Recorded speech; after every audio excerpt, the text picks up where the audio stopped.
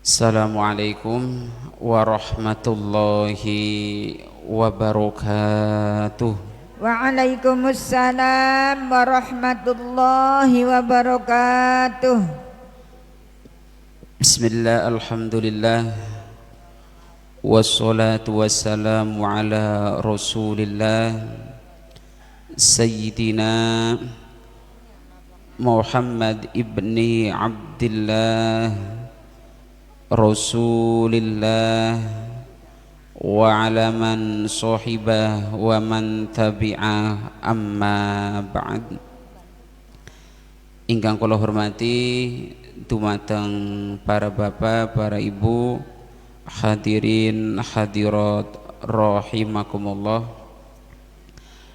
Pertami-tami ingkang langkung utami mangga kulalan panjenengan sedaya samya minggahaken puji syukur dumateng ngarsan dalem Allah Subhanahu wa taala ingkang sampun maringi pinten-pinten kenikmatan, kerahmatan datang kulalan panjenengan sedaya, sehingga alhamdulillah kulalan sampeyan kabeh tasih diparingi keistiqomahan saged hadir wonten ing majlis tafsir Al-Ibriz puniki.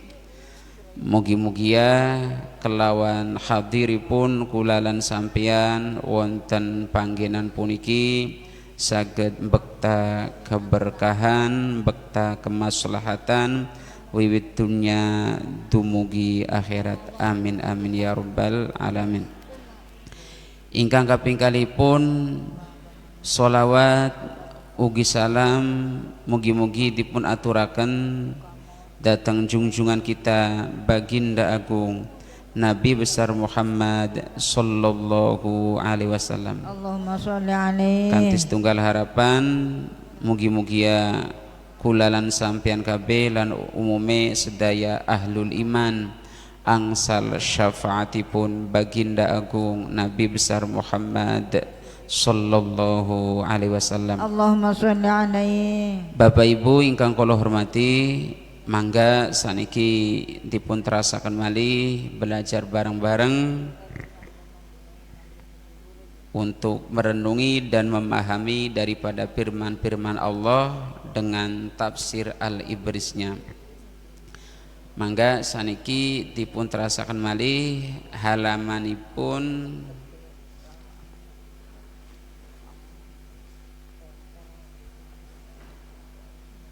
saniki halamane 261 nggih.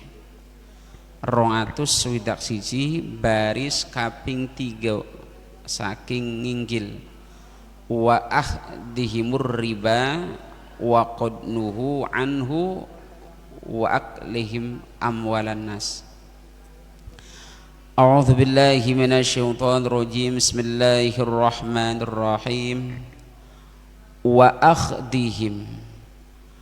akhdihim lan olehe ngalape alladzina hadu ar-riba ing riba, wa qadnuhu lan hale teman-teman wis den cegah sapa alladzina hadu anhu saking riba, wa aklihim lan oleh mangane alladzina hadu amwalan nasi ing piro-piro bandane menungsa, bil batili kelawan kebatalan, wa a'tadna lan nyawisaken ingsun Allah lil kafirina maring piro-piro wong kafir, minhum saking alladzina hadu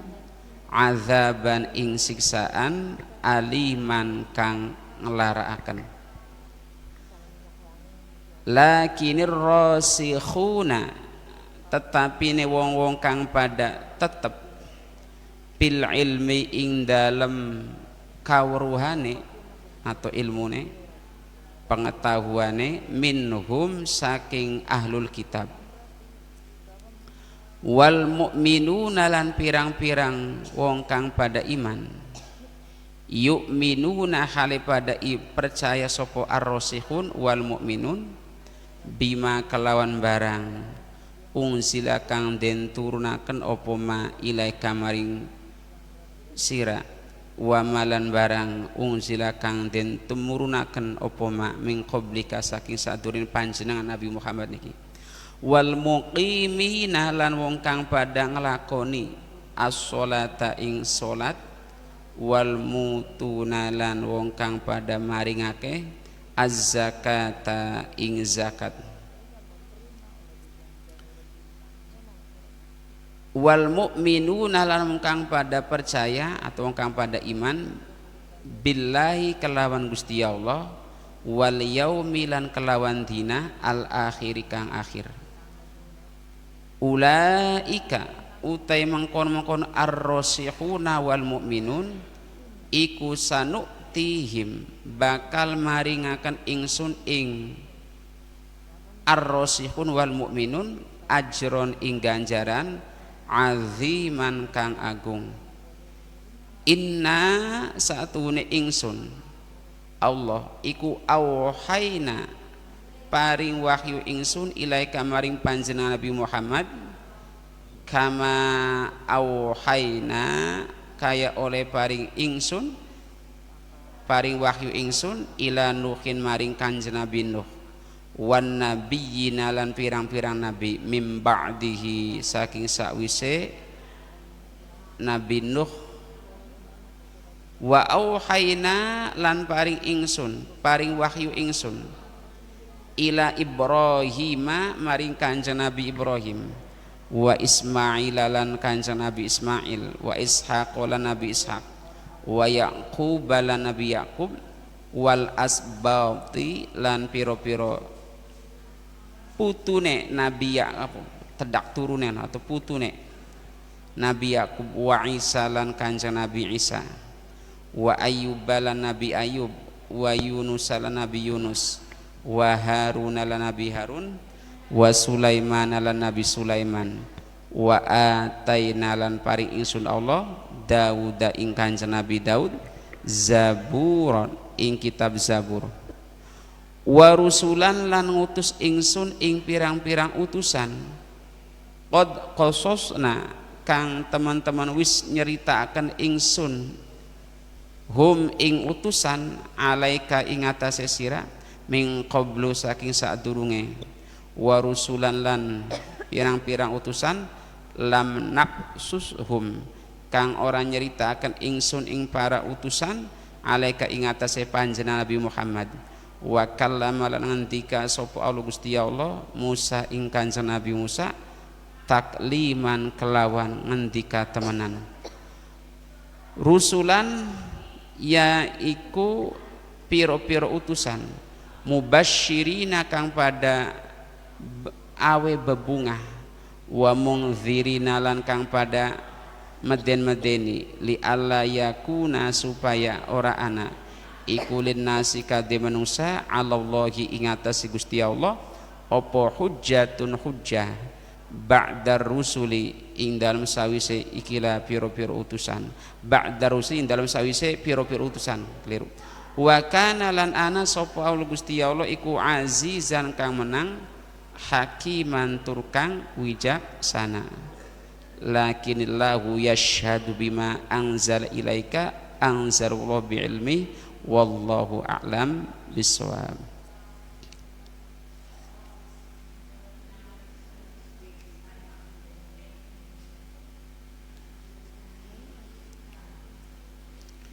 Pun mangga saniki dipun simak malih mangga sareng-sareng sami-sami dipun pirengaken ampun ngobrol mangga dipun pirengaken punapa ingkang dados dawuh-dawuhipun Allah Subhanahu wa taala kang wonten ing surat An-Nisanipun.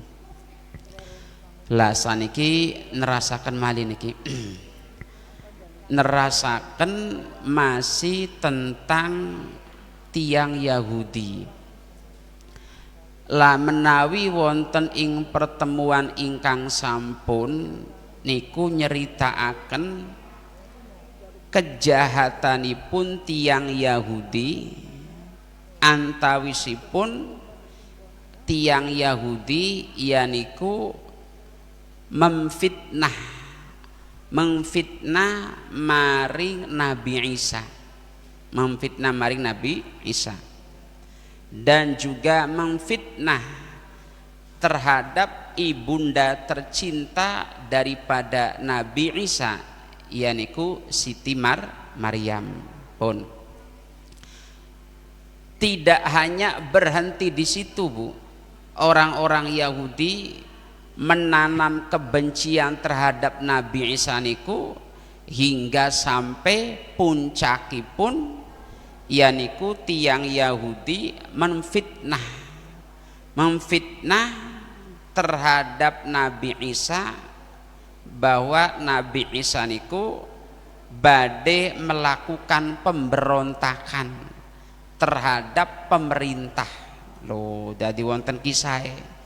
Jadi pada erane Nabi Isa niku, kok Nabi Isa niku ada satu raja yang dolim. Ada satu raja yang dolim. Kemudian orang Yahudi memfitnah bahwa di Palestina niku ada sosok pemuda yang memiliki banyak umat pengikut. Di samping itu tujuannya napa arane membuat gerakan baru badhe menumbangkan kepemerintahan lah, sehingga namine raja mau mengerahkan seluruh pasukannya untuk membunuh Nabi Isa. Dan ini fitnah yang dihembuskan oleh orang Yahudi. Jadi wong Yahudi niku pinter gawe isu-isu, pinter namine menteror. Dan sampai hari ini pun kita rasakan banyak negara-negara Islam yang selalu diteror pemimpinnya. Untuk apa? Ditumbangkan dengan atas nama apa saja. Loh, niki arane kegiatan wong Yahudi pun. Lasing selanjutnya niki kejahatan yang dilakukan oleh orang Yahudi, di samping melakukan kedoliman, membunuh para nabi, di antaranipun Nabi Zakaria difitnah, Nabi Yahya difitnah lah niki. Lah maka selanjutnya kejahatan yang dilakukan oleh orang Yahudi yaitu melakukan transaksi riba. Napa? Melakukan transaksi riba.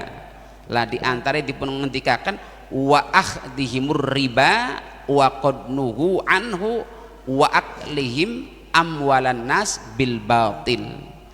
Dosa yang selanjutnya atau kejahatan yang selanjutnya yang dilakukan oleh orang Yahudi yaitu melanggar aturan agama dalam transaksi perekonomian.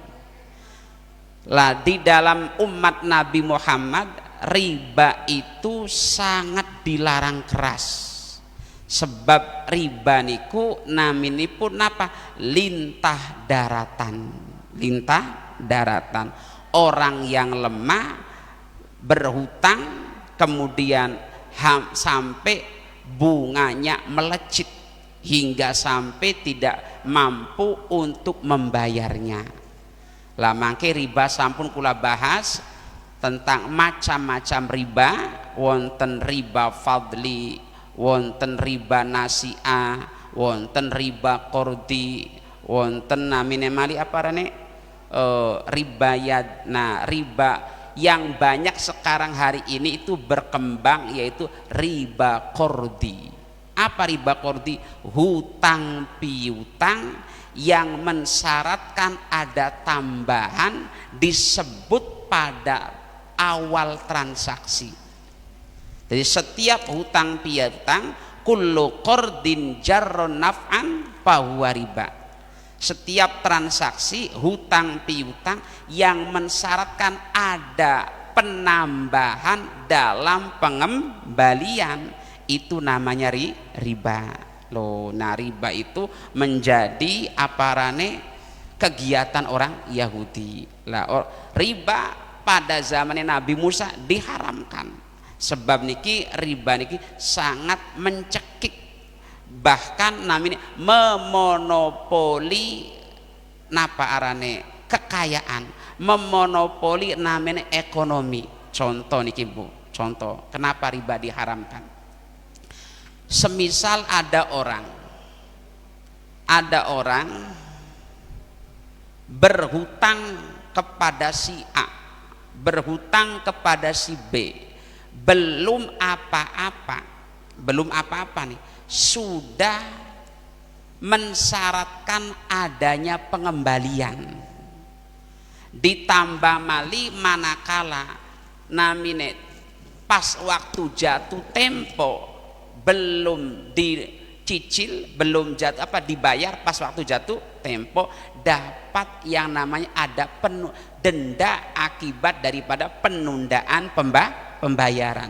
Berarti pirakun bungai satu bunga pertama gina panggil hutang 1 juta dikembalikan 1.100.000 loh. Bila mana ada penundaan dalam penyicilan, setiap penundaan dikenakan denda sekian persen loh, paham gak? Lah ini namanya transaksi dalam bab riba lah. Sehingga hal ini kita tidak bisa dipungkiri, kita tidak munafik ya, semuanya hampir kita ini tersentuh dengan dunia riba, baik itu disengaja ataupun tidak disengaja loh, baik disengaja ataupun tidak disengaja lah. Makanya saking prihatin ulama-ulama Indonesia, kira-kira wong Islam niki khususnya teng Indonesia jangan terus menerus larut dalam dunia riba, bank-bank riba, sehingga memunculkan bank-bank syariah loh. Jadi bank-bank syariah ini kenapa arane memberikan solusi bagi orang yang keterbatasan dalam modal. Zaman kin bakal buka usaha beli gandeng bank ki angel, iya ta beli gawe umah lawan beli gandeng bank angel, lamun tuku motor tuku mobil beli gandeng bank angel loh, paham ki? Kecuali memang wong sugih loh, bakal wong sing keterbatasan gimana lah, maka bank itu menjadi solusi no. Sekalipun pada akhirnya nanti bank itu dapat namanya namanya menjadikan diri kita terus semakin dalam keadaan keterpurukan lah. Lebih-lebih kalau bank mending, yang lebih jahat mali yaitu adalah para rentenir loh, karena itu bunganya terlalu tinggi lah. Sehingga saniki ayu bareng-bareng belajar, khususnya kangge pribadi kula piyambak, yaitu berlatihlah untuk beralih, berpindah haluan dari bank konvensional menuju bank syariah. Sekalipun waduh bunganya gede, ya memang ya dirasakan seperti itu. Antara kita ngambil uang yang ada di bank konvensional, contoh bank apalah gitu, menyebutkan satu bank apalah, dengan bank yang berlabelkan syariah itu bunganya berbeda, bunganya gede lah. Ini sehingga bank-bank syariah itu tidak diminati oleh orang-orang karena bunganya terlalu besar loh, bunganya terlalu besar lah. Tetapi begini bahasanya, bank yang ada di bank syariah itu bunganya itu begini bahasanya ya, bukan dikatakan bunga. Sebab napa? Sekalipun pada akhirnya hampir mirip dengan bunga, tetapi transaksinya itu berbeda. Nah bunyinya makanya nih, kalau kita datang ke bank syariah, contoh ana wong tekaning bank syariah dengan keterbatasan modal dalam berbisnis, sehingga datang ke bank menggandeng arane bank, pihak bank, kemudian bank menanyakan, "Ana apa sira meneki? Kula pengen utang duit Lah bahasanya dialihkan oleh bank, jangan hutang. Sebab kalau hutang itu berbunga nanti jatuhnya riba. Lah sehingga apa? Bank itu diarahkan dengan akadnya, transaksinya itu adalah dengan transaksi bagi hasil, atau dengan disebut dengan akadnya akad mudorobah, bagi hasil. Contoh, ada orang datang pengen membuka grosir dengan modal 350 juta. Lah maka bank memberikan modal kepada pihak pengusaha niki, wong sing pengen dagang niki, arane dudu ngutangi tapi bagi hasil. Loh, bank sebagai pemodal, kemudian pengusahanya sebagai arane pengelola. Lah sehingga nanti harta itu diputar, labanya ya wajar ana bagiane, arane wong dagang kan ana labane. Lah sehingga dengan sistem yang semacam ini terhindar dari riba. Lah sehingga saniki memang sulit, Bu. Hampir semua transaksi itu, lebih-lebih kita itu banyak ditawarkan dengan pinjaman online. Hati-hati loh, pinjaman online itu rata-rata bersentuhan dengan hal-hal yang berbau riba, bahkan bunganya sangat melejit. Sekalipun persyaratannya sangat mudah dan ringan, cukup dengan KTP saja, dipoto, dikirim, selesai, uang cair, tidak lama. Lo paham Gi? Uang cair lah. Tetapi bunganya sungguh sangat mencekik.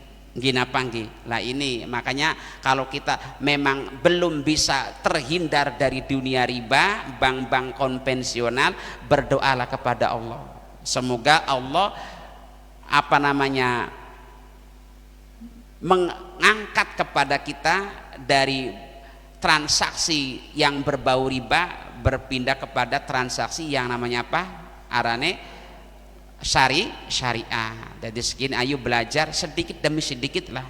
Kita lagi belajar, kami pribadi lagi belajar sedikit demi sedikit, berlatih untuk menghindari hal-hal yang berbau riba. Loh, gini apa nggih? Lah sehingga kalau kita masuk di dunia bank syariah nanti ijabnya itu akadnya itu adalah dengan yang namanya bagi hasil.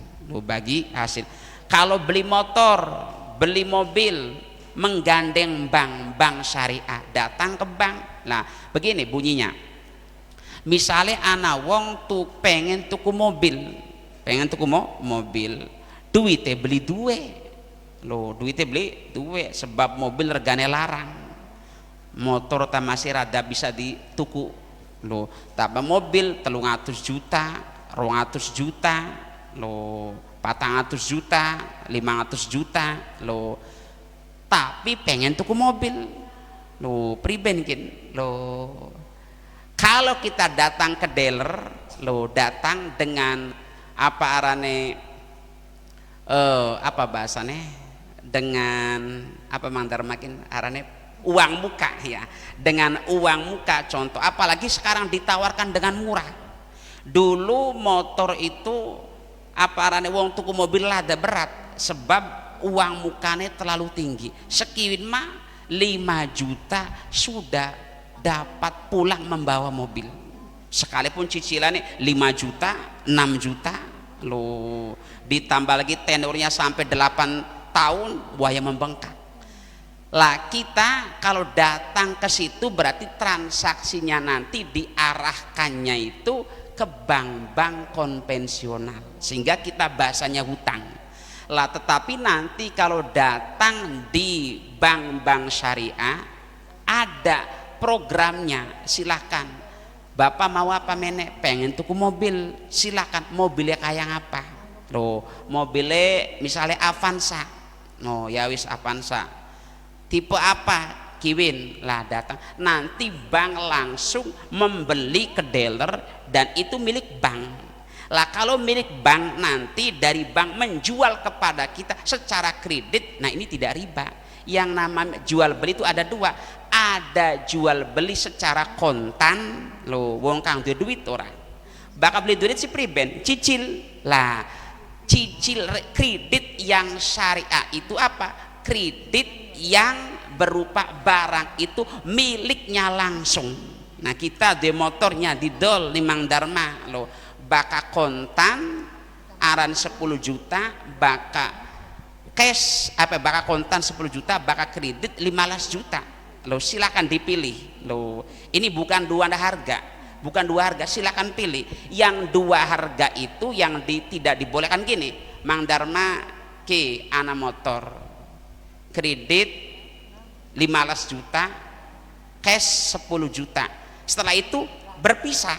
Mang Darma tidak menentukan mana yang diakadi, apakah yang cash atau yang kredit, tanpa ada kejelasan. Lah ini namanya dua harga. Tetapi kalau dulu disebut ini saya ngambilnya yang cash saja loh, berarti wajar kan? Yang namanya orang jual beli antara kredit dan cash itu berbeda. Sebab lamun kredit mah arane suwe ora kembali labane, kembali modale loh, sehingga menaikkan harga itu sah-sah saja kalau dalam hal jual beli. Lah mangki lamun datang ke bank itu nanti beli motor beli mobil lah, kemudian langsung bank mengambil mobilnya, datang kemudian diakadi sekarang saya jual mobil ini yang aslinya berapa tadi 200 juta menjadi 250 juta. Ya sah, yang namanya orang berdagang itu mesti ada labanya. Loh, paham Ki? Lah ini sebagai solusi agar kita jangan terus berlarut-larut dalam dunia riba. Nah, dunia riba itu menjadi kegemaran orang Yahudi pun. Waqad nuhu anhu, dan yang mana riba itu sudah dilarang, dilarang. Yang namanya transaksi riba sudah dilarang pada erane wong Yahudi, yakni pada erane Nabi Musa sudah dilarang yang namanya transaksi riba. Begitupun kepada umat Nabi Muhammad. Yang selanjutnya Bu, kerakusan orang Yahudi di samping suka transaksi riba, mencekik orang lah, yang selanjutnya wa aklihim amwalan nas bil batil, suka memakan harta manusia dengan cara yang tidak dibenarkan, dengan mencaplok. Hari ini kan sebegitu, di mana ada negara yang sumber kekayaan minyaknya itu paling terbanyak, itu menjadi incaran orang Yahudi. Venezuela sinten presidene diculik, sebab apa? Niki negara yang memiliki banyak kekayaan minyak. Paham Gi? Jadi Al-Quran tidak keliru menyatakan bahwa arane orang-orang Yahudi adalah orang-orang yang rakus dalam urusan dunia, sehingga pengen semuanya dikuasai pun. Wa'atadna lil kafirina minhum azaban alima. Dengan dosa-dosa di atas, maka Allah telah mempersiapkan bagi orang-orang yang kafir tadi, khususnya orang Yahudi, yaitu menyiapkan dengan dihukum oleh Allah, disiksa oleh Allah dengan azaban alima, dengan siksaan yang amat pedih.